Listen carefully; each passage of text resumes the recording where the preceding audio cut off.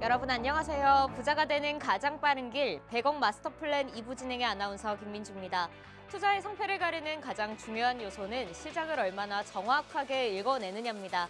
저희 마스터 플랜에서는 다양한 스타일의 마스터님과 함께 오늘 시장 정확하게 분석하고 여러분에게 올바른 투자 방향을 제시해드리고 있습니다. 뭘 보고 투자해야 할지 모르겠다, 어디에 투자해야 할지 모르겠다 하시는 분들은 50분 동안 저희 방송 꼭 끝까지 함께 하시면서 오늘 시장 정확하게 분석하시고 다음 주 시장에서도 성공적인 투자 해보시길 바랍니다. 그럼 저와 함께 마감 시황부터 살펴보도록 하겠습니다. 지수부터 살펴보시죠. 오늘 우리 시장은 양시장 모두 기분 좋게 장 마무리했습니다. 미국 트럼프 대통령이 유럽 연합에 내달 1일에 부과하기로 했던 50%의 관세를 7월 9일까지 유예하기로 했는데요.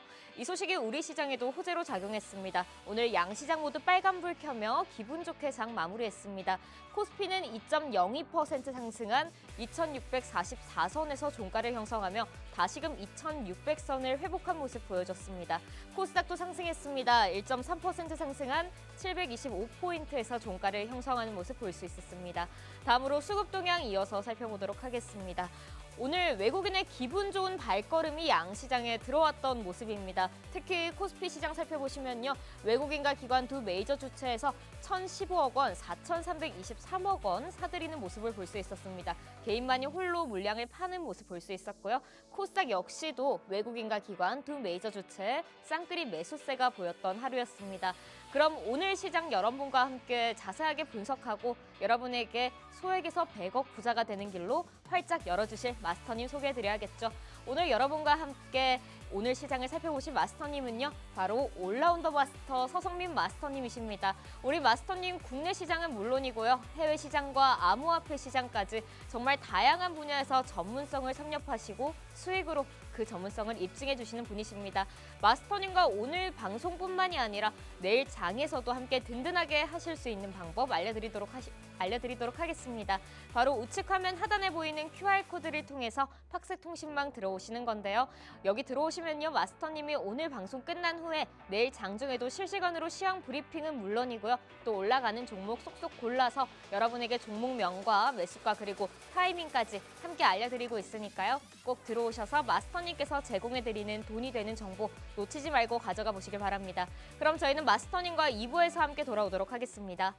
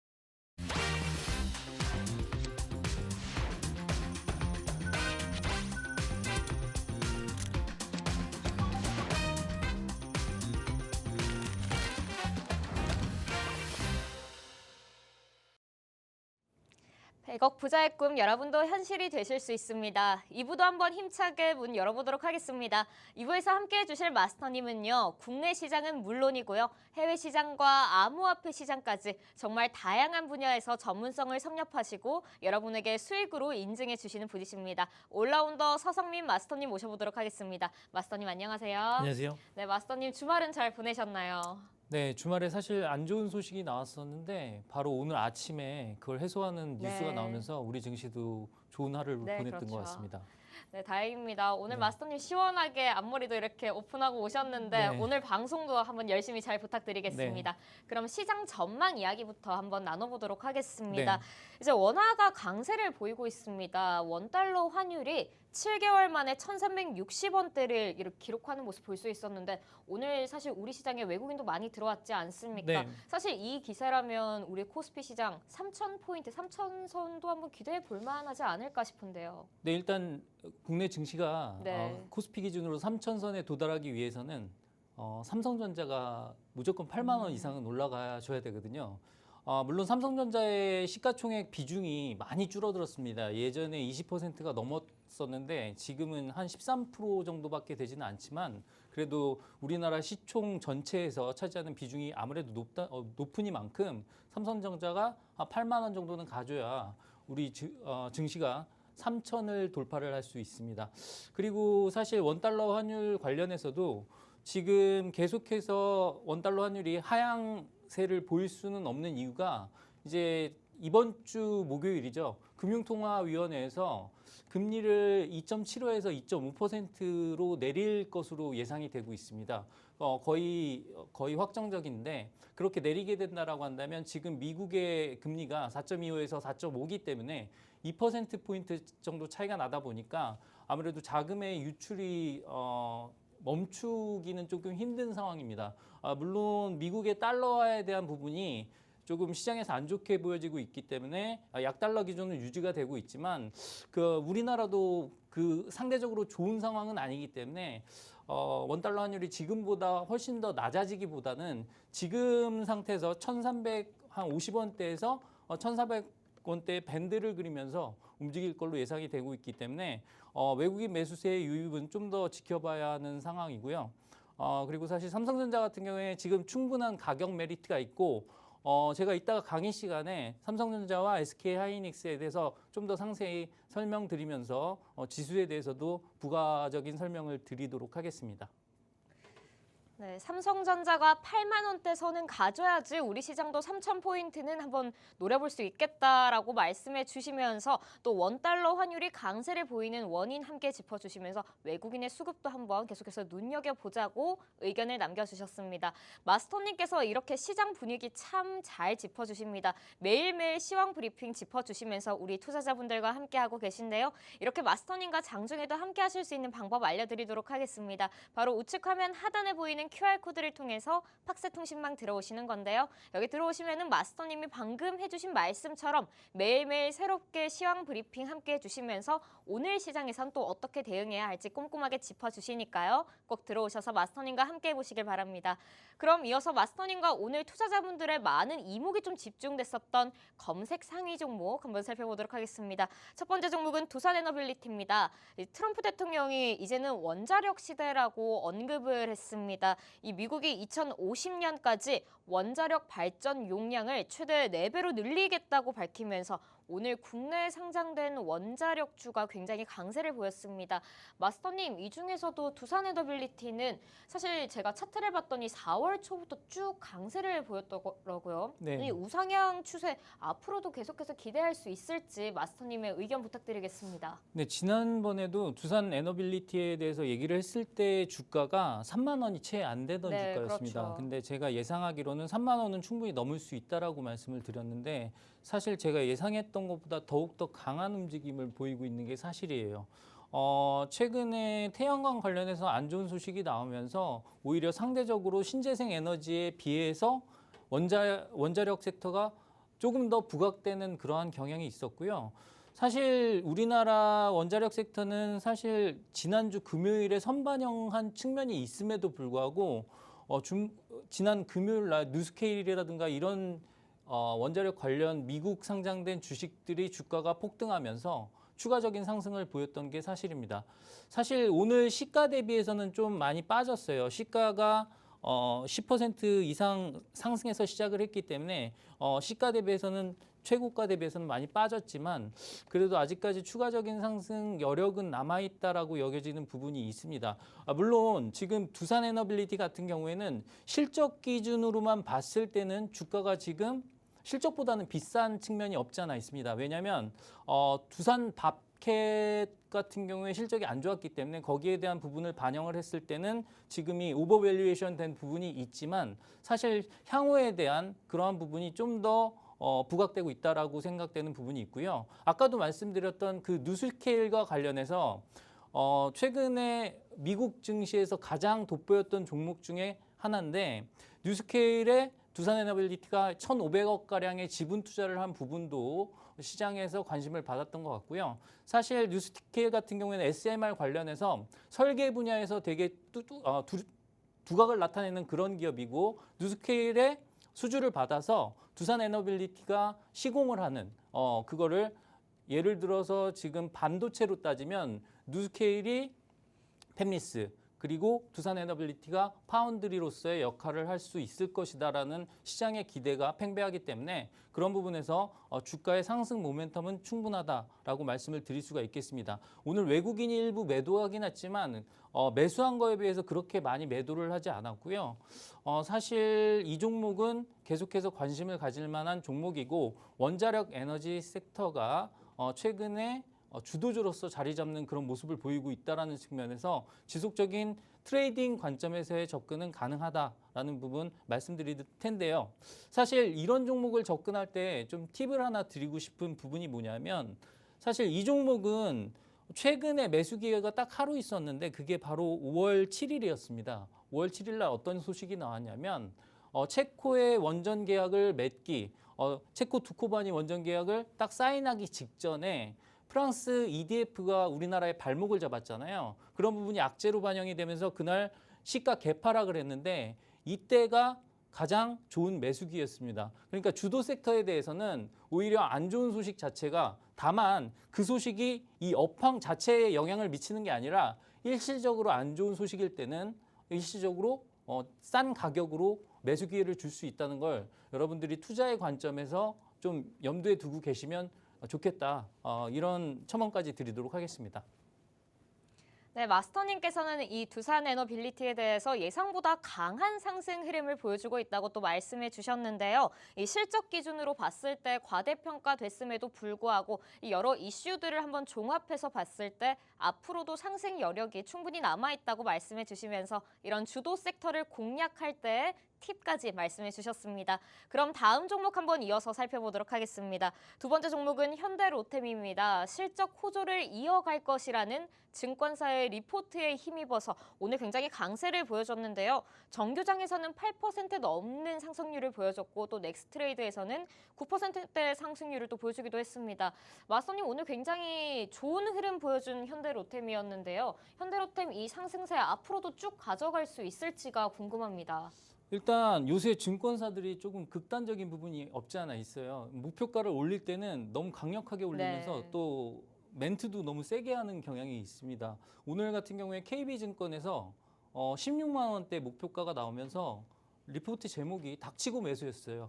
그래서 그렇게 그 험한 말도 하는데 사실 그만큼 좋으니까 빨리 사세요 이런 말씀일 수도 있습니다만 사실 지금 현대로템 같은 경우에는 조금 과열권이면 틀림없는 것 같습니다. 뭐 이걸 사지 말자라는 얘기가 아니라 16만 원대 목표가를 가더라도 등락을 거치면서 갈 것 같으니 일단은 조금 지켜보면서 그 눌림목 매수하는 전략을 말씀드리도록 할 텐데 눌림목을 안 주면 어쩔 건데라고 말씀하시는 분들 많겠지만 제 경험상으로는 항상 한두 번은 눌림목을 주는 경향이 있습니다. 특히나 투자 경고 종목이 된 지 얼마 안 지나서 또 투자 주의 종목이 되고 오늘이 지나면 또 투자 경고 종목이 되는 조금 과열권에 있는 그런 종목이라고 말씀을 드릴 수가 있겠고요. 사실 실적 측면에서는 정말로 좋은 부분이 많습니다. 사실 2023년도 기준으로 연간 영업이익이 2천억 정도밖에 되지 않았는데 올해 1분기 1분기 영업이익이 2천억이 넘었어요. 그러니까 한 분기만에 1년치를 다 했다라고 생각을 하면 되고 올해 기준으로 봤을 때 분기별 영업이익이 2천억 이하로 떨어질 일은 없을 것 같습니다. 지금 수주 잔고만 봐도 그렇고요. 지금 그리고 지난번에도 말씀을 드렸지만 경쟁 업체들이라고 할 수 있는 업체가 2개 정도 있는데 예를 들어서 독일의 KDNS 같은 경우에는 1년에 한 50대밖에 만들지 못합니다. 전차 같은 경우에. 그런데 K2 전차 같은 경우에는 정말 좋은 품질의 그런 양질의 전차를 100대 정도 만들 수 있는 생산 시설을 갖추다 보니까 그런 부분들이 시장에서 되게 높은 평가를 받고 있고 지금 안 그래도 미국의 자주국방 태세가 지금 세계 전역에 퍼지는 만큼 유럽권 국가들에 있어서는 일단 군비 경쟁이 상당히 세게 일어날 걸로 예상되는 바가 있기 때문에 그런 부분에서 봤을 때 계속해서 주목을 받을 수 있는 그런 종목이라는 거 여러분들이 염두에 두시고 다만 매수는 눌림목에라는 부분만 기억을 해주셨으면 좋겠습니다. 호실적 리포트에 힘입어 상승한 현대 로템에 대해서 앞으로 쭉 계속해서 상승할 수는 있겠지만 현재 과열권은 맞다고 의견을 주시면서 급하게 추격 매수를 하시기보다는 눌림목이 형성됐을 때 그때 함께 해보시는 방법 소개해드렸습니다. 그럼 마지막 종목 한번 살펴보도록 하겠습니다. 마지막 종목은 한화솔루션입니다. 미국의 정책 불확실성이 커지며 IRA 투자세액 공제 조기 종료 타격을 입으리란 증권가 전망에 오늘 약세를 보였습니다. 마스터님, 이 하나솔루션은 오늘 좀 약세를 보였는데 내일장에서 또 이 흐름 그대로 가져갈지가 또 궁금합니다. 지금 사실 하나솔루션 같은 경우에는 기억을 해보시면 제가 지난주 월요일에 태양광 섹터가 이렇게 강했다라고 보여드렸던 바로 그 섹터입니다. 네, 그렇죠. 그리고 사실 태양광 섹터가 강하니까 태양광 섹터를 사자고는 안 했잖아요. 다른 섹터를 태양광에서 이러한 부족한 부분을 메꿔줄 수 있는 뭐 ESS를 보자라고 말씀을 드린 부분이 있는데 물론 그 종목도 올라오지는 않았습니다만 사실 태양광 섹터 같은 경우에는 정책의 영향을 많이 받다 보니까 최근에 트럼프 행정부에서 감세안을 제출하면서 IRA 관련 법안까지 발의를 했는데 거기에 관련해서 ITC 투자세액 공제와 RTC 생산세액 공제를 태양광 섹터에서는 감축한다라는 부분. 그러니까 없어지는 시기를 앞당긴 부분이 이 섹터 자체에 악영향을 미쳤다라고 할 수가 있고요. 또 한 가지 하나솔루션 같은 경우에 가정용 태양광 관련해서 TPO 사업, 그러니까 대여 사업을 했는데 그 부분에도 타격이 있을 거라는 증권가의 그러한 전망 때문에 최근에 주가가 급락하는 경향이 있었습니다.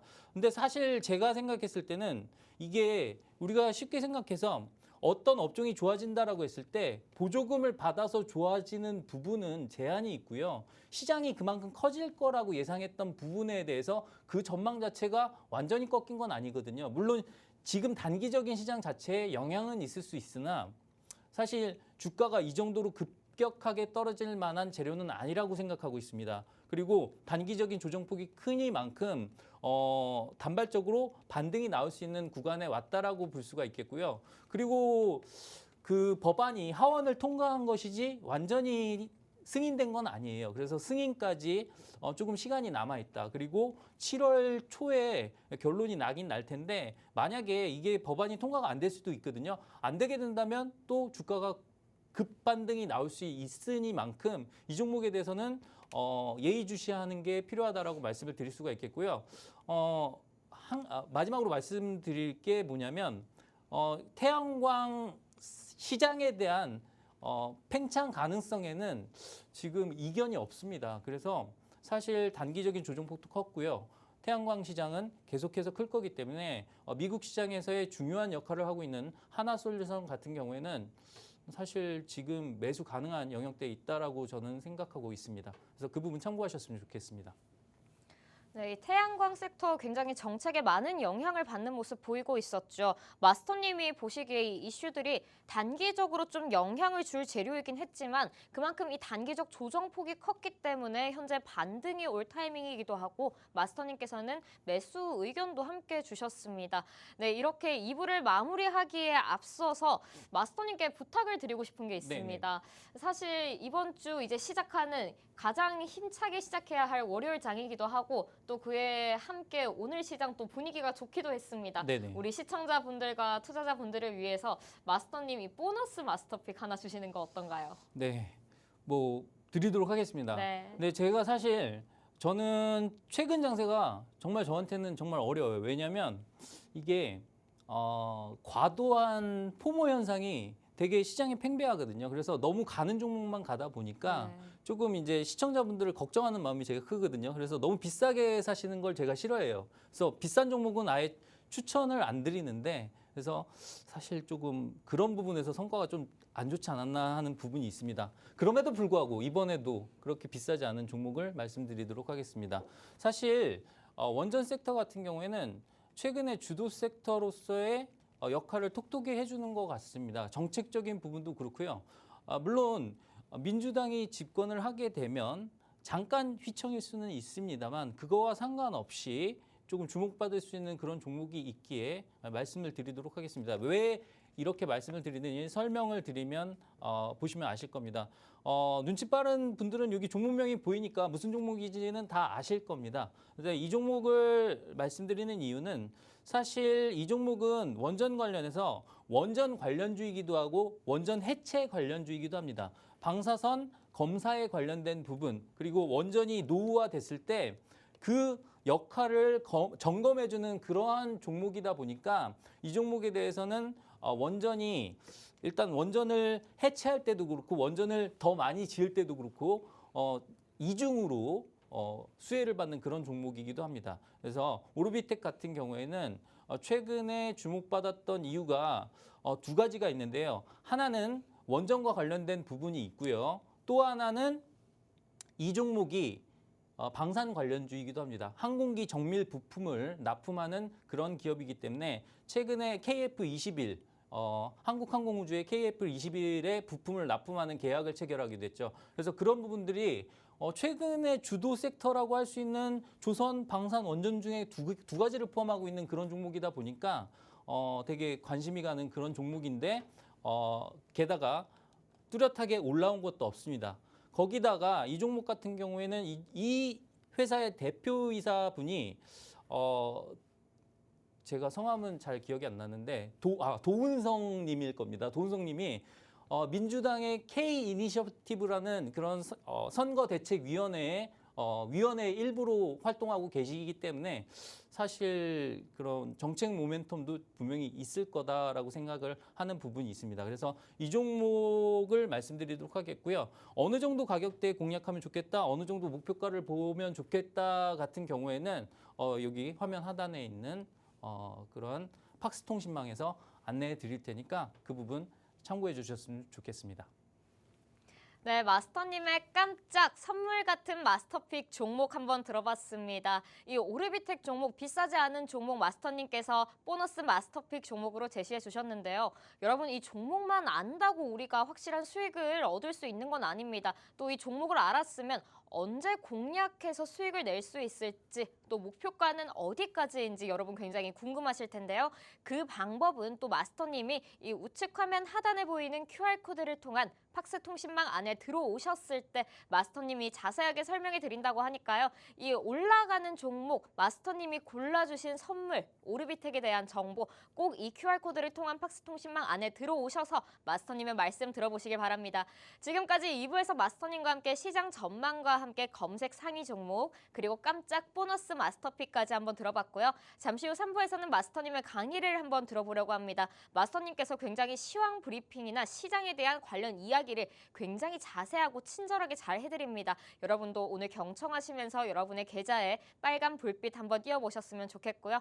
또 마지막으로는 여러분이 가장 기다리실 시간입니다. 이 보너스 마스터픽 같은 마스터픽 또 본장 마스터픽 종목을 또 준비해 주셨다고 합니다. 이 본격 마스터픽 종목은 또 어떤 종목일지 마지막까지 함께해 주셔야지만 얻어가실 수 있으니까요. 꼭 끝까지 함께 하시면서 마스터님이 제공해 주시는 이 유익한 정보들 꼭 여러분의 귀에 쏙쏙 담아가셨으면 좋겠습니다. 그럼 저희는 3부에서 마스터님과 다시 돌아오도록 하겠습니다.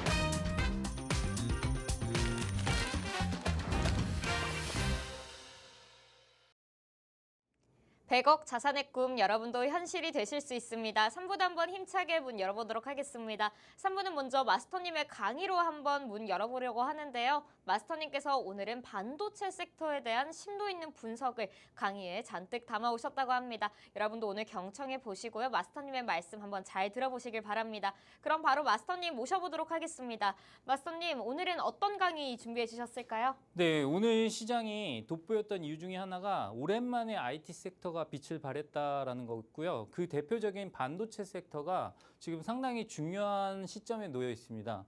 이제 우리 시간으로 목요일 새벽 6시에 엔비디아의 실적 발표가 예정이 돼 있는데 그 부분이 우리 시장에 미치는 영향이 상당히 크기 때문에 거기에 관련된 부분을 공부해 보도록 하고요. 오늘 또 움직였던 섹터 중에 하나가 유리기판 섹터입니다. 그래서 거기에 관련됐을 때 만약에 유리기판 섹터가 움직이면 우리가 그게 무슨 섹터고 어떠한 부분에서 어떤 종목들이 움직이는지 미리 알고 있으면 대응이 잘 되기 때문에 그런 부분에서 반도체에 관련된 공부를 한번 해보고자 합니다. 그래서 시작해 보도록 하겠습니다. 자, 일단은 삼성전자 차트를 먼저 보면서 말씀을 드릴 텐데 많은 분들이 궁금해 하실 거예요. 도대체 삼성전자는 우리나라 대표 기업이라고 하면서 뭐 때문에, 왜 때문에 이렇게 주가가 죽어 있는지에 대한 부분을 상당히 궁금해 하실 텐데 한번 보면서 설명을 드리도록 하겠습니다. 여러분들이 수급만 보셔도 아시겠죠? 외국인이 200만 주, 270만 주, 320만 주 그냥 매일매일 정말 어마어마하게 팔고 있습니다. 사실 솔직하게 말씀드려서 삼성전자 지금 주가는 너무 쌉니다. 너무 싼데도 불구하고 이렇게까지 매도를 하고 있는 건 삼성전자의 경우에는 관세에 관련된 이슈에서 자유롭지 않은 부분이 가장 큽니다. 주말에 나온 뉴스에서도 있었죠. 아이폰에 미국에서 생산되지 않은 아이폰에 대해서 25%의 관세를 부과하겠다라고 하면서 삼성전자의 핸드폰에도 25%의 관세 얘기를 트럼프가 한 부분이 있기 때문에 오늘은 우리나라 시장이 올라왔음에도 불구하고 외국인들이 이만큼 팔았다라고 보시면 되겠고요. 그리고 또 하나 HBM 관련해서 SK 하이닉스와의 경쟁에서 완전히 뒤처진 부분이 있습니다. 그래서 아까도 앵커님이 우리 코스피 시장의 3천 가능성을 물어보셨을 때 사실 삼성전자가 8만 원 가까이는 올라와야 지수가 3천을 갈 수 있다고 제가 분명히 말씀을 드렸잖아요. 근데 지금 삼성전자 주가는 54,300원. 좀 심각한 상황이죠. 근데 사실 지금 가격대로만 봤을 때는 정말 싼 가격이 맞고요. 이 관세에 대한 이슈만 해소된다라고 한다면 삼성전자는 분명히 올라올 수 있을 것이다라고 생각하는 부분이 있고, 이제는 외국인이 들어올 때가 충분히 되었다. 이렇게 판단을 하고 있습니다. 그래서 그 부분에 관련돼서는 일단은 조금 시간은 걸리겠지만 삼성전자는 지금 가격대에서 추가적으로 크게 많이 하락할 일은 없고, 이제 앞으로 상승할 일만 남았지만 시간 싸움은 조금 될 것이다. 그 부분의 가장 핵심은 관세 협상과 관련된 부분이다라는 거 여러분들이 알아주셨으면 좋겠습니다. 그리고 아까 말씀드렸죠. 엔비디아의 실적 발표와 더욱더 민감하게 반응하는 부분은 바로 얘죠. SK 하이닉스입니다. 자, 보시면 왼쪽이 SK 하이닉스 차트고요. 오른쪽이 엔비디아 차트입니다. 거의 비슷하죠. 그 곡선이 거의 비슷한 걸 보시면 아실 수 있을 거예요. 그래서 왜 그러냐면 우리가 GPU라고 하죠. 엔비디아의 주력 제품에서 가장 중요한 부분이 HBM입니다. 근데 이 HBM을 가장 많이 납품하고 있는 쪽이 SK 하이닉스죠. 사실 SK 하이닉스는 매출액과 영업이익 기준으로 말씀만 드리면 사실 지금 수준에서는 삼성전자보다 더 비싸도 할 말이 없는 업체입니다. 그런데 시가총액은 절반도 되지 않아요. 그러니까 SK 하이닉스는 지금도 너무도 저평가돼 있다라고 말씀을 드릴 수가 있겠죠. 다만 HBM 시장이 언제까지 고성장을 할지 그런 부분에 대한 불확실성이 있기 때문에 지금은 더 이상의 밸류에이션을 주지 못할 뿐입니다. 사실 엔비디아가 주문을 할 때 얼마나 화끈하냐면요.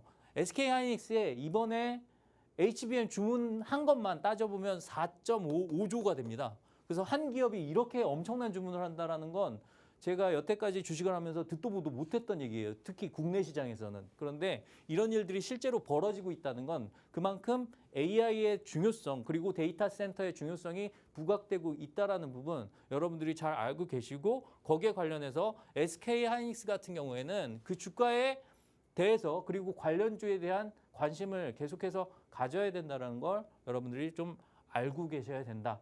이렇게 설명을 드리도록 하겠습니다.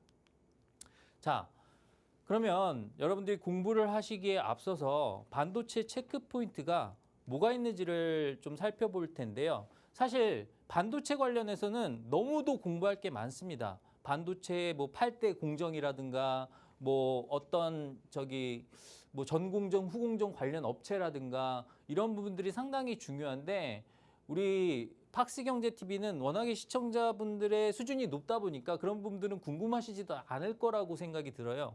그래서 일단은 반도체를 봤을 때 앞으로의 엔비디아 실적 발표와 그리고 삼성전자와 SK 하이닉스의 주가 향방 그리고 관련주의 움직임을 생각을 했을 때 어떤 부분을 체크해야 되는지 그 부분을 하나하나 설명해 드리도록 하겠습니다. 이제 첫 번째로 말씀을 드리는 게 범용 반도체인데요. 이 범용이라는 말에 사실은 범용 반도체라는 말도 쓰고요. 레거시 반도체라는 말도 쓰거든요. 근데 레거시에는 말에는 여러 가지 의미가 있습니다. 옛날 거라는 의미도 있고요. 그리고 어렵지 않은 고정밀이 아닌 그러한 반도체라는 얘기도 있습니다. 그래서 우리가 일반적으로 하는 범용 반도체에 대해서는 뭐가 있냐면 여러분들이 많이 들어보셨을 법한 D램 그리고 낸드 플래시 반도체가 있습니다. 그런데 얘네 관련해서는 우리가 주목해야 될 게 딱 한 가지입니다. 고정 가격이 어떻게 되는지. 이 고정 가격이라는 건 우리가 업체에 대규모로 납품하는 그러한 가격을 얘기하는데, 이 가격이 안정화되고 있다라는 얘기가 나오고 있습니다. 여러분들이 알고 계시겠지만 반도체는 하나의 상품 수지와 같아서요. 가격이 떨어지게 되면 기업의 수익성이 악화됩니다. 그런데 그 가격이 최근에 반등을 하고 있는 부분이 확인이 됐다라는 건 삼성전자와 SK 하이닉스의 수익성이 점점 좋아질 것이다라는 부분을 얘기합니다. 그리고 재고가 많이 해결이 됐어요. 예전엔 재고가 너무 많이 쌓여 있었거든요. 기업의 재고가 너무도 많이 쌓여 있다는 거는 그만큼 팔리지가 않는다는 얘기죠. 그래서 수요 대비 공급이 너무 많다는 얘기니까 재고가 해결되고 있다는 거는 그만큼 이러한 부분들이 해결이 되고 있어서 반도체 관련 업체들의 수익성이 조금 좋아질 것이다 라는 것을 얘기한다 라는 걸 여러분들이 알고 계시면 될 것 같아요. 그리고 두 번째, HBM3E. 이게 HBM의 기술력을 나타내는 거죠. 12단 같은 경우에는 지금 SK 하이닉스 같은 거는 이미 납품을 하고 있고 HBM4까지도 지금 시험에 통과를 한 상태입니다. 그런데 삼성전자는 HBM3를 납품하지도 못한 채 3E 12단에 지금 시작을 했는데 사실 이걸 통과하려면 너무도 오랜 시간이 걸립니다. 6월이 지나도 테스트를 통과하지 못할 걸로 예상이 되는 만큼 이 하반기에도 분명히 이쪽으로의 납품은 SK 하이닉스가 독점을 할 것이다. SK 하이닉스의 공급에 별 차질이 없을 것이다라는 예상이 되는 부분이 있는 만큼 여기에 관련해서는 아무래도 SK 하이닉스가 삼성전자보다는 조금 낮더라. 예측을 좀 낮게 하고 있다. 이런 식으로 생각을 해보시면 될 것 같습니다. 그리고 세 번째가 이제 엔비디아의 실적 발표인데요. 이게 왜 중요하냐면 사실 우리가 실적을 얼마 냈습니다는 중요하지 않습니다. 왜냐하면 엔비디아는 여태까지 계속 어닝 서프라이즈를 냈어요. 시장 예상 대비 항상 그 예상을 비트하는 그러한 실적을 냈었습니다. 그런데 실적을 얼마 더 냈다가 중요한 게 아니라 앞으로의 가이던스를 제시를 할 거거든요. 그래서 앞으로의 가이던스 그러니까 향후 시장 전망에 대해서 예를 들어서 뭐 구글은 얼마 투자할 거예요. 그다음에 메타는 얼마 투자할 거예요. AI 센터에 얼마 투자할 거예요. 그다음에 GPU를 얼마 사갈 거예요. 그런 거에 대한 예측치의 변화가 얼마나 중요한지를 여러분들이 알고 계셔야 돼요. 그래서 그 변화에 따라서 SK 하이닉스의 매출이 어느 정도 늘어나겠구나. 이런 부분들이 결정이 될 수 있기 때문에 우리 시각으로 목요일 날 새벽 6시 그리고 미국 시간으로 수요일 날 엔비디아의 실적 발표는 상당히 중요하다. 특히나 우리 시장에 있어서는 정말 가장 중요한 요소다라고 생각을 해주시면 될 것 같습니다. 그 다음에 4번은 좀 어려운 말이 써 있죠. 풀인 효과라고 돼 있는데 풀이 당기다예요. 풀이 당기다인데 당겨 넣다라는 말인데 뭐를 당겨 넣냐면 예를 들어서 원래 6월에 사야 될 거를 미리 앞당겨서 1분기에 사놨다라는 겁니다. 왜? 2분기부터 관세가 부과될 거니까 1분기에 미리 사놨다라는 거죠. 그래서 그러한 효과가 반영이 되었는지 여부가 중요한데 사실 우리나라의 수출 지수가 5월 달에는 상당히 좋지 않았음에도 불구하고 반도체 관련 수출 지수는 갑자기 급등을 했거든요. 그래서 그 부분이 예측을 하기로는 아무래도 미국의 관세 이슈가 있다 보니까 관세가 부과되기 전에 수출을 미리 했을 것이다라는 부분이 예상치였습니다. 증권가의 예상치였던 만큼 그런 부분들이 미리 반영이 됐다라고 한다면 하반기에는 조금 그 부분이 깎일 수도 있는 거잖아요. 그래서 아까 말씀드렸던 첫 번째 범용 반도체 가격 관련해서는 분명히 플러스 요인이었습니다. 플러스 요인이었지만 여기는 마이너스 요인이 될 수도 있습니다. 그래서 이 부분에 상세 여부, 그다음에 관세의 방향성 이게 상당히 중요하다라는 거 여러분들이 참고하시는 게 좋을 것 같습니다. 그래서 그 부분까지 말씀을 드리고 이런 부분들을 우리가 반도체 섹터를 볼 때는 항상 염두에 두자라는 거 아셨으면 좋겠습니다. 자, 그다음에 반도체 키워드를 한번 살펴볼까요? 반도체 키워드를 살펴보는 이유는 아까도 말씀을 드렸지만 오늘 유리기판 관련주가 움직였다라고 말씀을 드렸잖아요. 그래서 그러한 유리기판 관련주들의 움직임이 왜 나오는지 여러분들이 반도체 키워드를 살펴보시면 잘 아실 수가 있습니다. 그래서 시작을 해볼게요. 처음에 반도체가 물론 핸드폰, 가전제품 여러 군데에 쓰입니다. 거기다가 전기자동차에도 쓰이고요. 하지만 최근에 각광을 받았던 이유는 가장 큰 게 AI였죠. 그래서 AI와 관련된 데이터 센터에서 GPU가 어마어마하게 필요한데 여기는 반도체가 그냥 들어가는 게 아니라 고성능으로 들어가야 된다. 그래서 반도체를 여러 개로 쌓아가지고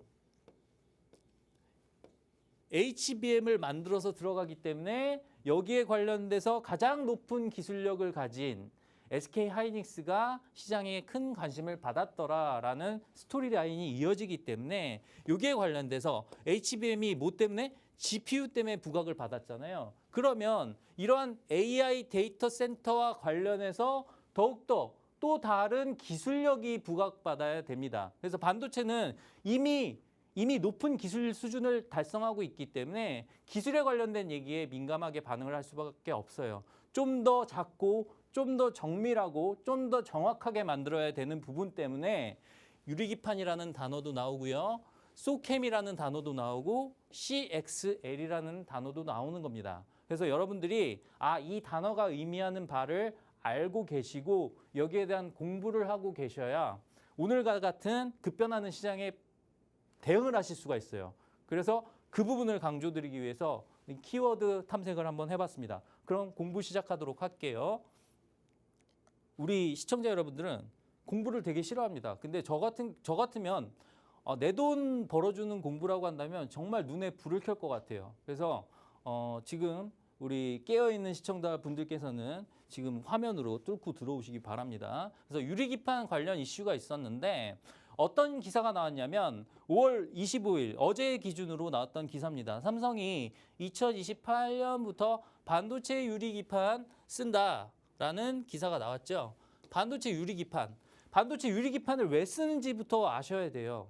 이 유리기판이라는 건 유리로 되어 있습니다. 기판이 여러분들이 알고 계시는 그러한 기판이 아니라 유리로 되어 있는 기판을 생각을 해보시면 플라스틱 기판이 아니고 그럼 유리는 어떻죠? 매끈매끈하죠. 그래서 회로도를 좀 더 정밀하게 잘 그릴 수 있다는 측면 장점이 하나 있고요.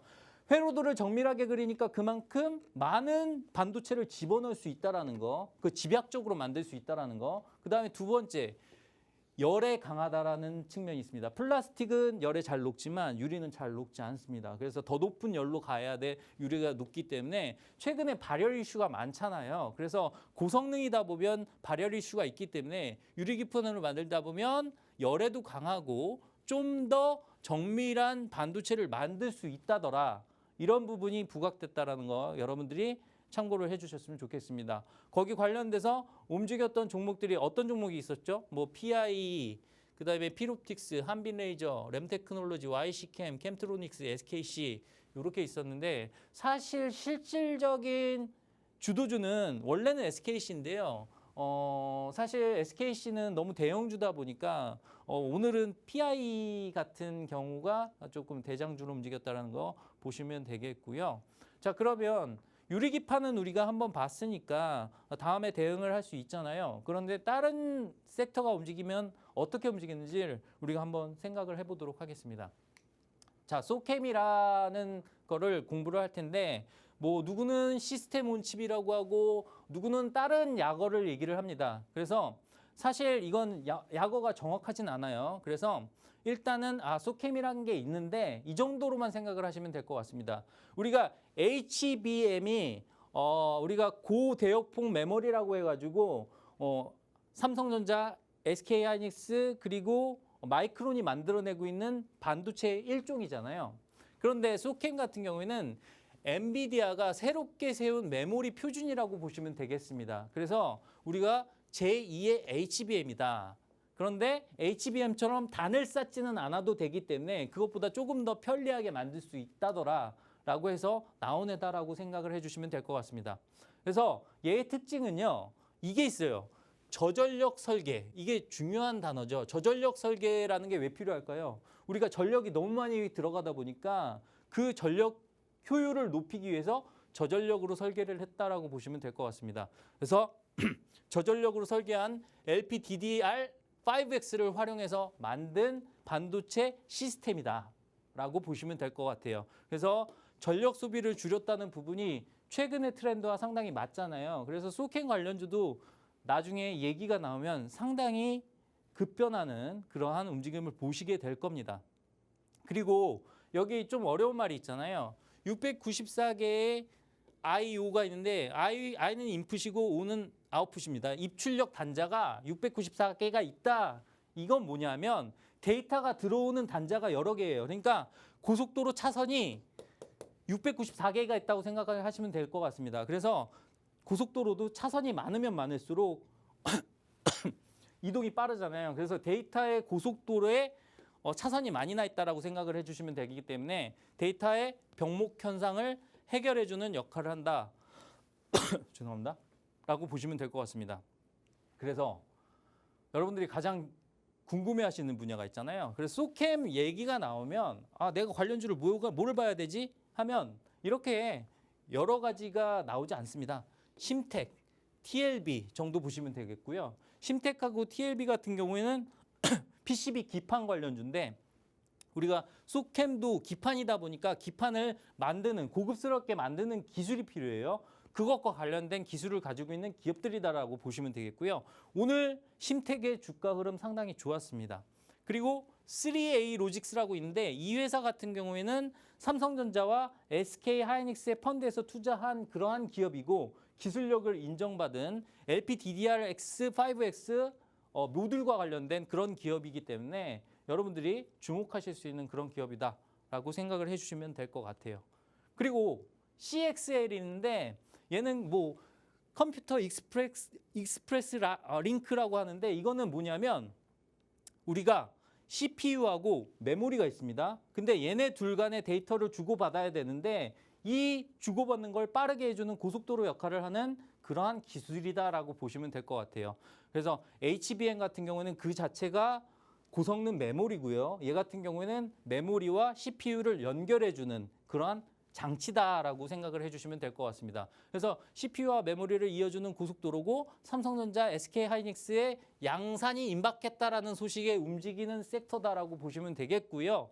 거기에 관련돼서 관련주는 우리가 퀄리타스 반도체 같은 회사가 있고 그다음에 엑시콘이 있고요. 그다음에 네오셈이 있습니다. 네오셈 같은 경우에는 CXL 관련해서 최초로 상용화된 검사 장비를 만들어낸 업체고요. 뭐 엑시콘이라든가 퀄리타스 반도체 같은 경우는 CXL 자체의 고속 그 데이터 전송 기술을 만드는 그런 IP 관련된 업체다라고 보시면 될 것 같아요. 그래서 CXL 공부까지 했으니까 가장 중요한 시간이 남았죠. 우리가 마스터픽 종목을 한번 알아보도록 하겠습니다.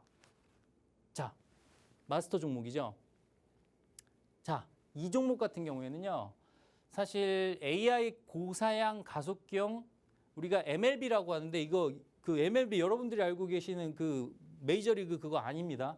이거는 멀티레이어 보드라고 해가지고 이게 고다층 기판이라고 하는데 이게 상당히 많이 들어갑니다. 그래서 얘를 대규모로 공급하는 그런 회사인데 사실 SK 하이닉스의 움직임과 비슷하게 움직이는 측면이 있습니다. 왜냐하면 AI에 들어가는 그러한 부분의 기판을 만들기 때문에 거기와 관련해서 얘와 어느 정도 연관이 있다라고 보시면 되겠고요.